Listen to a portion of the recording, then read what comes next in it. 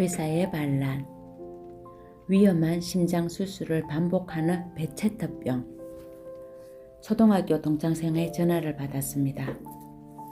미국에 이민 갔다가 건강이 좋지 않아 귀국하여 병원 치료 중이라기에 병명을 물어보니 베체터병이라고 했습니다. 8년 전에 심장 수술을 했고 지금은 수술한 부위가 악화돼서 재수술해야 하는 몸 상태가 전반적으로 좋지 않은 까닭에 면역력을 높이고 염증 수치가 좀 좋아지는 상황을 봐서 수술하자고 했다는 것입니다. 저는 친구에게 혼자 걸을 수 있고 혼자 먹을 수 있으면 한번 병원으로 찾아오라고 했습니다. 그로부터 한 달 뒤 친구와 부인이 함께 진료실로 왔습니다.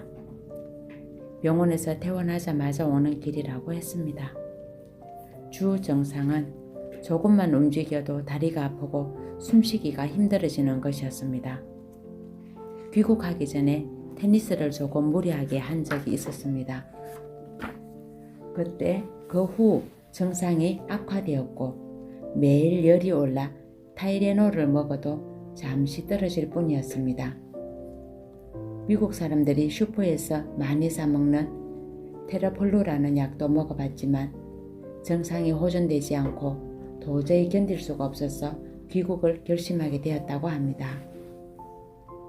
비행기 안에서도 계속 열이 올라 약을 먹으면 처음에는 6시간 정도 버틸 수 있었던 것이 다음에는 4시간, 그 다음에는 약을 먹어도 열이 내리지 않았다고 합니다.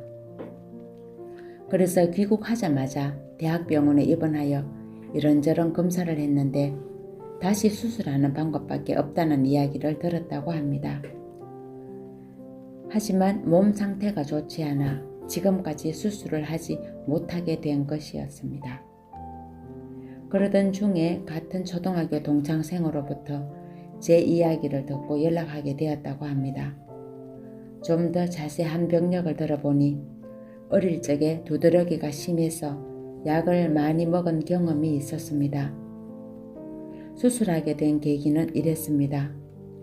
어느 날 기침이 멎지않아 동네 병원에서 감기로 알고 치료를 받았다고 합니다. 하지만 잘 낫지 않아 하루는 흉부 방사선 촬영을 했는데 이때 심장이 비정상적으로 비대해진 소견이 나와 큰 병원으로 가서 진찰을 받게 되었습니다. 이때쯤부터는 숨이 너무 차서 똑바로 누워 잠을 자기도 힘든 상황이었고 입안에는 자주 반복되는 궤양이 있어서 이런 소견들을 종합하여 내린 진단이 베체터병과 대동맥 폐쇄 부전증이었습니다. 그리고 개흉수를 하게 되었던 것입니다. 수술 후 2주쯤 지났을 때 새벽에 가슴이 뜨거워 깨어보니 수술 봉합 부위에서 피가 흘러 병실을 적실 정도여서 재수술을 응급으로 받았다고 했습니다. 처방받아 복용하는 약물을 보니 8년 전 수술을 한 뒤로 매일 항생제를 하루 3번씩 고혈압 약으로 아달라트 한 알, 아스피린으로 아스트릭스 한 알, 고지혈증 약으로 코자 반 알, 면역 억제 제제로 아자프린 한 알, 통풍 치료제로 쓰이는 콜킨을 한 알씩 먹고 있었습니다. 그래서 이 친구에게 현미채식을 기본으로 싱겁게 먹던 습관을 버리고 소금을 가지고 다니며 수시로 먹게 하면서 현미밥과 반찬에도 소금 간을 해서 먹게 했습니다. 그리고 식사를 천천히 하도록 특별히 부탁했습니다. 그와 함께 복용하던 약을 전역약부터 중단케 하고 점차 끊게 했더니 2주 정도 지나자 안색이 돌아오고 숨소리가 편해지면서 이제는 낮은 산에서의 산책도 가능하고 정상적으로 활동하는 데 지장이 없을 만큼 건강을 회복한 상태가 되었습니다. 처음 병원에 내원했을 때 살펴본 친구의 혈액검사 상태는 많은 부분이 위험해 보였습니다. 간 수치와 혈액 내 노폐물인 호모시스테인 수치와 염증 수치가 상당히 높았고 반대로 백혈구와 적혈구, 헤모글로빈 수치는 낮은 모습을 보였는데 면역이 떨어진 환자의 전형이었습니다. 식사를 바꾼 지 2주가 지난 검사에서는 벌써 적혈구와 백혈구 수치가 정상 범위 안에 들어오기 시작했고 높았던 수치들도 조금씩 떨어지는 변화를 보였습니다. 한 달 뒤에는 간 수치와 혈액 내 노폐물인 호모시스테인 수치가 정상이 되었습니다.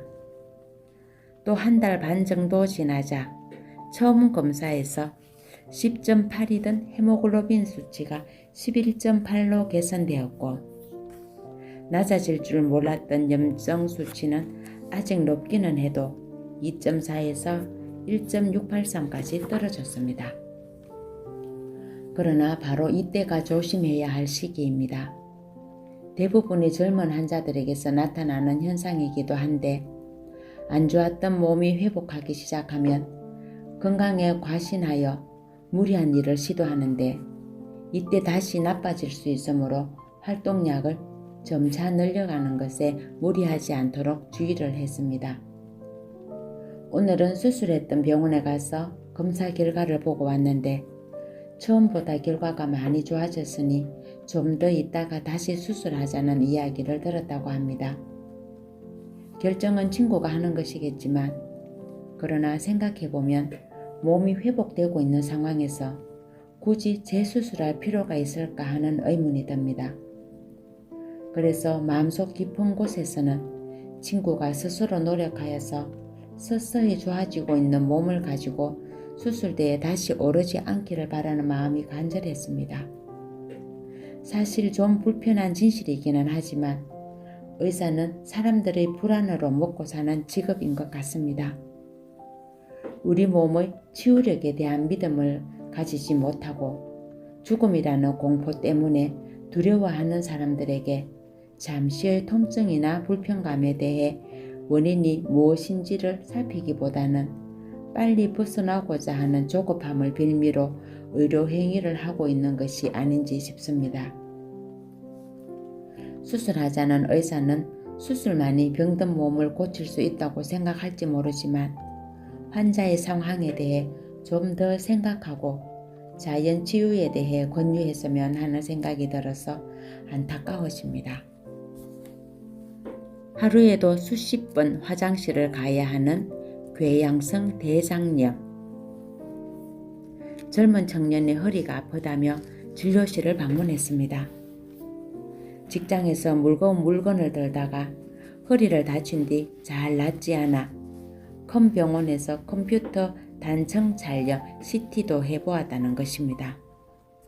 혹시 다른 질병이 있는지 물었더니 2년 전부터 궤양성 대장염 때문에 약을 먹고 있고 이 병으로 군대도 면제받았다는 이야기를 하며 불치병이어서 평생 약을 먹어야 하는 것으로 알고 있었습니다.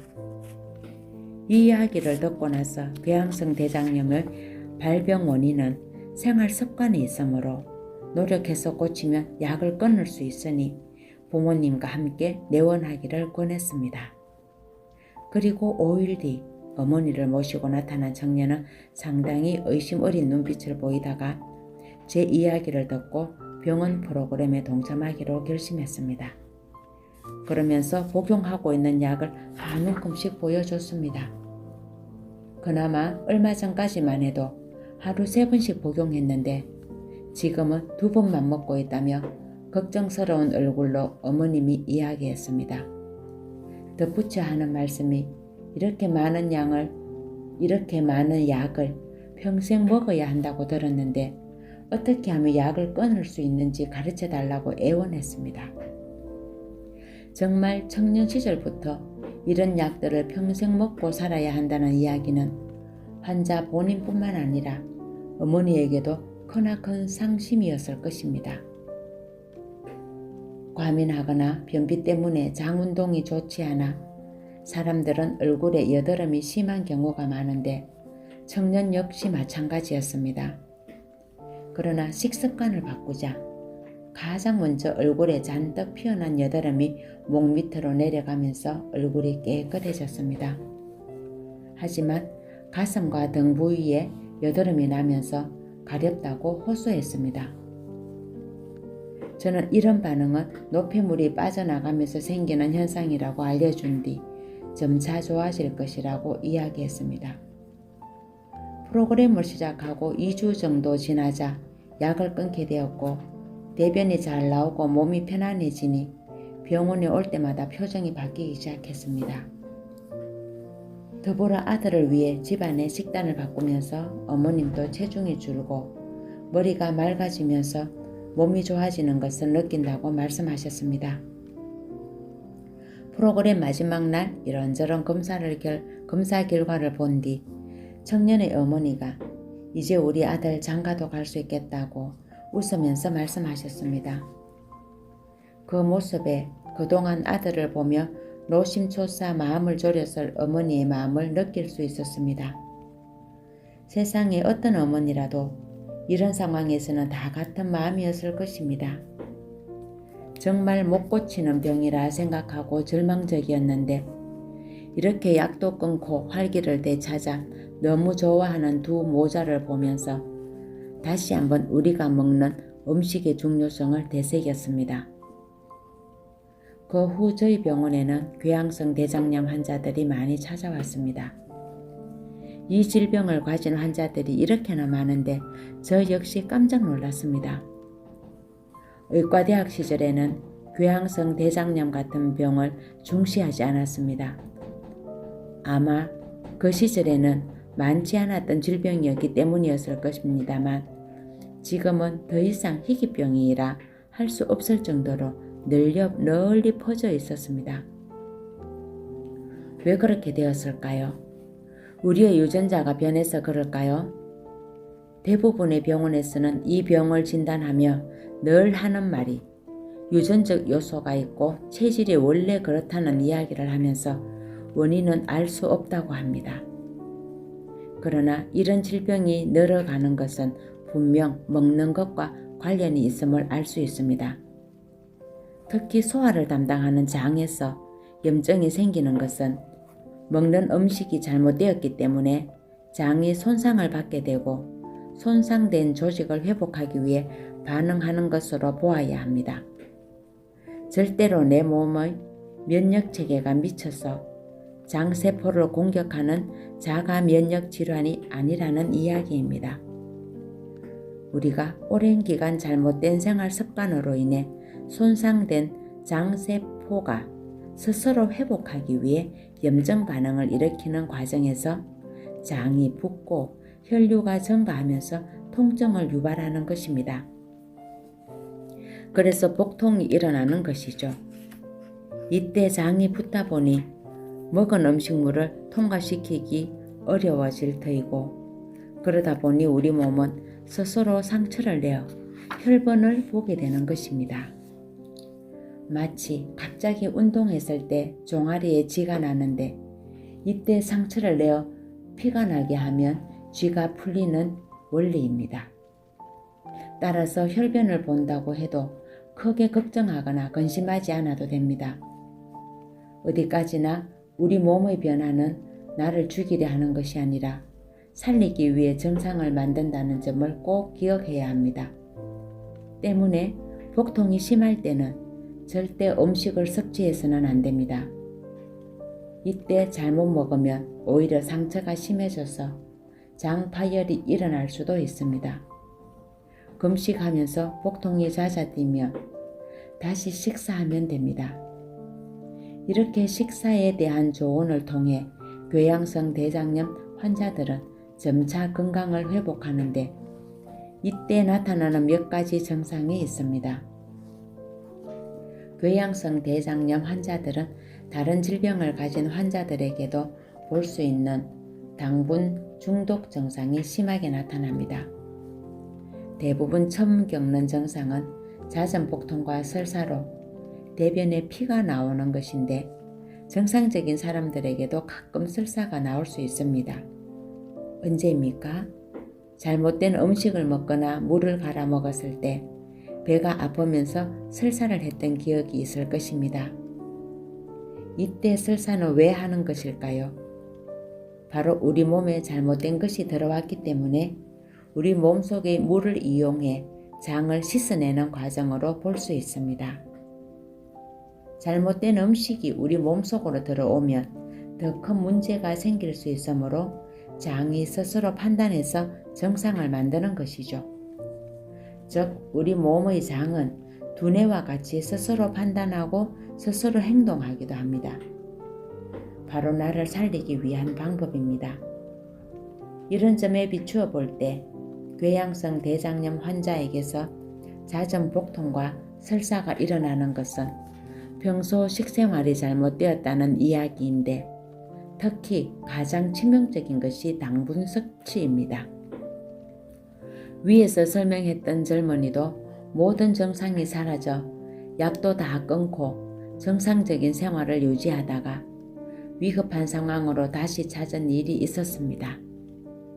청년의 어머니가 아들의 체중을 늘려볼 요량으로 과일은 몸에 좋다고 생각하여 퇴근하고 온 아들에게 열흘간 여러 가지 과일을 섞어 갈아서 먹인 후 심한 복통과 함께 설사하는 일이 발생했던 것입니다.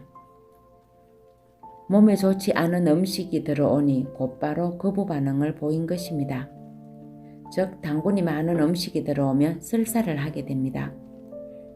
그런데 이런 당분을 섭취하지 않게 되면 처음에는 아주 힘들어합니다.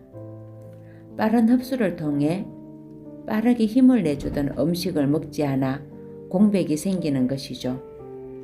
바로 이 시간이 버티기 힘든 시간입니다. 몸에 힘이 빠지고 말할 힘도 없어져서 식은땀이 나고 손발이 떨리는 전형적인 저혈당 증상을 보입니다. 그래서 몇몇 환자분들 중에는 버티지 못하고 포기하는 경우도 있습니다. 하지만 이 기간만 잘 지나면 그 뒤로는 새로운 힘이 생기고 운동도 하게 되면서 건강해집니다. 이때 필요한 것이 바로 소금입니다. 소금 섭취를 꾸준히 자주 해주는 분들은 입맛이 바뀌고 소화가 잘 되면서 새로운 에너지 대사 시스템을 갖추게 됩니다. 또 궤양성 대장염 환자들의 몸이 회복되는 과정에서 나타나는 증상 중 하나가 피부 가려움증입니다. 많은 궤양성 대장염 환자들에게서 변이 좋아진 다음에 다시 심해지곤 하는데 제 생각에는 그동안 먹어왔던 약들의 찌꺼기가 배설되고 혈류가 증가하면서 피부가 재생되는 과정으로 보입니다. 얼굴을 비롯한 몸통부터 시작해 팔다리 끝까지 가려움증이 생긴 뒤에야 낫는데 심한 경우 진물이 나기도 합니다. 밤잠을 설쳐가며 힘들어하기도 하지만 이런 시간이 지나야 완전히 회복되는 것입니다. 견디기 힘든 가려움을 호소하는 환자분들에게 왜 이런 증상이 생기는지 설명하면서 좀 더 기다려보라고 할 때 이분들이 예전 같았으면 벌써 약을 먹고 정상을 조절하려 했겠지만 이제는 어떤 약도 먹어서는 안 된다는 교훈을 얻었기에 찬물로 샤워를 하면서 견뎌냅니다. 그러면서 피부가 깨끗해지고 나아가는 모습을 보게 됩니다. 장 파열로 장 절제 수술을 2번이나 한 크론시병. 앞서 말씀드렸던 궤양성 대장염과 비슷한 병이 크론시병입니다. 궤양성 대장염은 주로 대장에서 결장과 직장에 걸쳐 염증이 생기지만 크론시병은 소장과 연결되는 부위에서 염증이 생기는 점이 다릅니다. 따라서 기본적인 병리는 같다고 생각하면 됩니다. 즉 소화기관에서 염증이 생기는 것은 분명 음식에 문제가 있는 것입니다. 멀리 경상남도 남해에서 진료실을 찾아온 70대 남자분은 12년 전에 발병하여 약물로 조절하다가 장이 파열되어 2번이나 수술을 받았다고 했습니다. 지금도 복용하는 약물을 보았더니 스테로이드를 비롯해 약이 10가지나 되었습니다. 이렇게 많은 약을 하루에 2번씩 먹어도 상태가 나아지지 않아 제 블로그를 보고 찾아온 것이었습니다. 70대의 연세에도 인터넷 검색을 통해 저희 병원을 읽고 방문한 것이어서 상당히 놀랐습니다. 이분과 상담하면서 내심 안타까웠던 점은 이 지경이 될 때까지 숱한 검사와 진단을 받았지만 무엇이 원인인지 이야기도 듣지 못했다는 것입니다. 하루도 빠짐없이 정확한 시간에 약을 드셨지만 결국 증상이 악화되어 배를 여는 수술을 2번이나 했고 거기다 관절염 증상도 심해져서 일상적인 활동에 큰 어려움을 겪고 있었습니다. 그리고 크런시병을 검색하면 원인은 알 수 없다고 나옵니다. 제가 의과대학에서 배웠던 내용을 지금도 똑같이 이야기하고 있는 것입니다. 정말 원인을 모를까요? 어쩌면 알고 싶지 않은 게 아닐까라는 생각도 듭니다. 이런 환자가 계속 약을 먹고 그러다가 증상이 심해져서 수술까지 하게 되면 병원으로서는 나쁜 일이 아닐 테니까요. 여하튼 이분에게 크론시병 또한 잘못된 식사 때문에 생기는 것이므로 식생활을 개선하면 우리 몸은 정상으로 돌아오고 그러면 약을 먹을 필요가 없다는 이야기를 하고 나서 치유 프로그램을 시작했습니다. 이분은 2번의 수술을 경험하면서 나름대로 식사에 신경을 쓰고 나쁘다는 음식은 될 수 있는 한 안 먹으려 노력하고 있었습니다. 그런데도 증상이 나아지지 않았던 것입니다. 이제는 10여 년 믿고 다녔던 병원에서 더 이상 해줄 이야기가 없다는 이야기를 들었다면서 배신감이 느껴지고 허탈하다고 했습니다. 소화기관에 염증이 생기는 것은 소화할 수 있는 상태의 음식이 아니기 때문일 것입니다. 이분 또한 저염식을 하면서 과일을 많이 드셨다는 것을 알 수 있었습니다. 치료를 시작하면서 소금을 충분히 먹고 당분이 많은 음식을 절제하도록 했더니 며칠 뒤 창백했던 얼굴에 볼 부위부터 홍조를 띠더니 몸에서 열이 나기 시작했습니다. 장이 병들어 아랫배가 차가운 데다 강력한 혈관 수축제인 스테로이드를 복용해 왔으니 몸이 얼마나 차가웠겠습니까? 스테로이드를 끊고 식습관을 바꾸자 바로 몸에 열이 나면서 반응이 일어난 것입니다. 그리고 아침마다 찬물 샤워를 하면서 어깨나 등의 통증이 생기고 몸살을 앓는 것처럼 아팠습니다.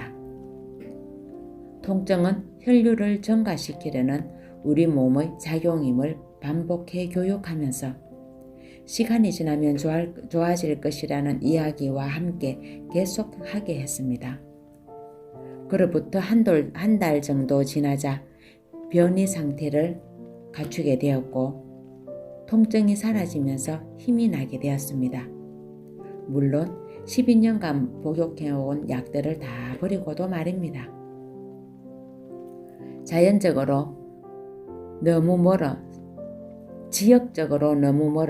서울 근교의 자식들 집에서 머무르며 병원을 왔다 갔다 했는데 약을 끊고 힘이 나기 시작하자 고향으로 돌아갔습니다. 그리고 3개월 정도 지난 후 새로운 증상 때문에 힘들다는 전화를 받았습니다. 궤양성 대장염 환자들에게도 자주 나타나는 가려움증이었습니다. 오랫동안 먹어왔던 약 찌꺼기가 배설되고 혈류가 증가하면서 피부가 재생되는 과정이었던 것입니다. 병원에 오는 동안에는 나타나지 않았는데 집에 가 있는 동안 생겼다면서 어떻게 해야 하는지 물어오는 것이었습니다. 해독 과정이니 걱정하시지 말고 하던 대로 하시면 없어질 것이라고 알려드렸습니다. 정 불편하시면 병원에 다시 한번 오셔도 좋다고 말씀하면서 말입니다. 결국 이런 과정을 통해 10여 년간 동안 복용했던 약들도 버리고 몸을 힘들게 했던 정상들과도 이별할 수 있었습니다. 신문기사에 따르면 궤양성 대장염과 크론시병이 늘어나면서 전문적인 연구와 치료를 할 수 있는 센터를 만드는 대형 병원이 생겼다고 합니다. 그만큼 환자가 많아졌다는 이야기죠. 그러나 원인을 모른다고 하면서 약물만 처방하는 병원을 다녀서는 절대 치유할 수 없습니다.